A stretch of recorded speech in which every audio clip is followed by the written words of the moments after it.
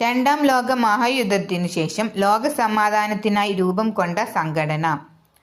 Options: A ഐക്യരാഷ്ട്ര സംഘടന, B Nobel prize. Answer option A UNO.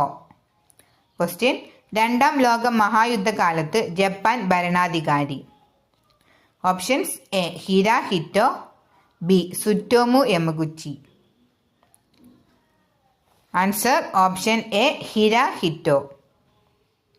Question: രണ്ടാം ലോക മഹായുദ്ധത്തിന്റെ കെടുതികൾ ഹൃദയസ്പർശിയായി അവതരിപ്പിച്ച ഒരു പെൺകുട്ടിയുടെ ഡയറി 1947 പ്രസിദ്ധീകരിക്കപ്പെട്ടു.